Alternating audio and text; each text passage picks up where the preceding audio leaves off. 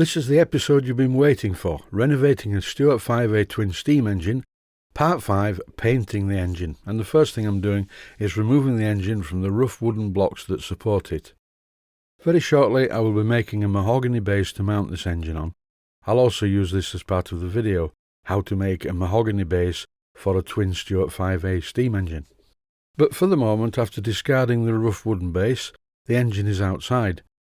I'm currently using some cellulose thinners, quite a lot of cellulose thinners, it's also known as lacquer thinners, to remove all the grease and the debris from the engine.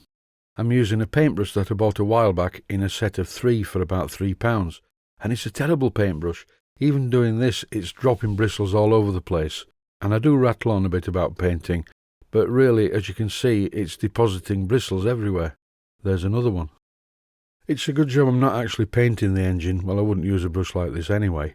My recommendation, as usual, is to always buy extremely good quality brushes. Now back on the bench in the workshop, it's time to undo some of the nuts. These nuts are quite tight, so I'm using a socket, and I can't get my adjustable spanner in any case in this area.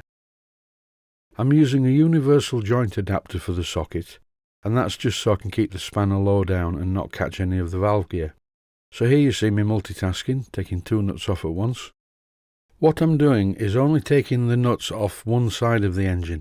I'm not going to free off the other side because I do not wish to disturb the alignment of the engine that's been like this for many years, and the engine runs very successfully like this. Once I start painting and I get to the other side where the nuts are still in place, I will not paint right up to them. I'll just go around them, and then eventually, once I put these nuts back on, I will undo the nuts that need painting around and paint around them. As with most things that I do, it's all common sense. Before starting any work on any of the projects that I do, I have a good look at the thing on the bench and think it through first. Oh dear, the lights seem to have gone out. Did I pay the electricity bill? Ah no, it's painting time. And as usual, I'm using a very small brush and I'm working the painting nice and evenly so I don't get any runs. The paint, of course, I'm using is Precision Paints BR Green, that is British Railways Green. Having a close look at the shade of green that this is, it looks very much like Brunswick green. Quite a while back I built myself a Land Rover. I bought an MOT failure and put a new galvanised chassis on it and built it in the garden. And I painted that in Brunswick green and it looked very similar to this colour. Now some of you out there might be thinking, what a stupid idea, painting the thing in situ. Why not dismantle the thing and paint all the parts separately? That way you will not get any paint on any of the other parts. Well, I will not get any paint on any of the other parts anyway, and by way of a change this engine is not in bad condition to start with. Unlike the previous rebuild, the Clarkson engine, which was just built as a static model, that was really hard work. It took an awful lot of doing to make it work at all. Thankfully this engine was built by a proper engineer and it does not need too much work. If you've managed to stay awake so far, congratulations. As you see here, I'm using a small torch to light the dark areas when I paint them. Painting the outside areas of the engine is okay, because the workshop is quite well lit, but any of the engine parts that are in shadow, like the inside of the standards, it's quite difficult to see in that area, and it's very easy to miss bits. To be honest, maybe it's my age, but I do find this quite an interesting job, because it's keeping my concentration. If I lapse my concentration, I'm going to get paint where I don't want it to be. And also, I'm very keen not to get any runs, so I'm making sure that the paint is worked into the casting properly. One thing's for sure on a job like this, it's vital to make sure you have plenty of light on the subject. As you can see here, I'm painting the middle part, and I've completely missed down the edge. But I will get back to that very shortly. All of this video is speeded up considerably, so if you're doing a job like this and you start to get bored, stop for a while, but make sure you get to the end of a set piece. Don't stop sort of like here, halfway through painting, because when you come back to it, the paint will be part dry and you'll get a bit of a mess where you join the new paint to the old. Get to the end of a sequence at least. In this clip you can see the illumination given by my small LED torch. This is a very cheap item and it was bought from a filling station. This cheap LED torch comes with its own little tripod. And that's quite a useful feature because it allows me to position the torch just where I need it to be. On the top of the standard, I'm painting around the lubrication points. I'm not painting the thread.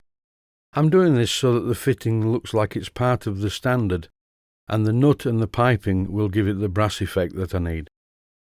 The time is fast approaching when I'm going to have to go inside the standard to paint the inside edges, and for this I will need to keep rotating the crankshaft to get the parts out of the way.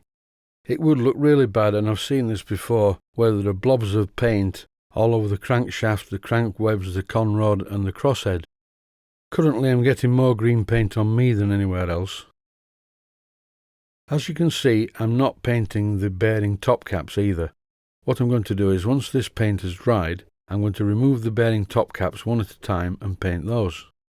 In this shot you can clearly see my torch lighting the way to the dark top corners of the standard. That's about it for the paintwork on the engine. Now for the sub-assemblies.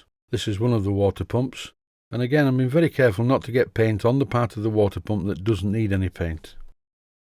And it was during this painting job that I definitely got more paint on my hand than I got anywhere else.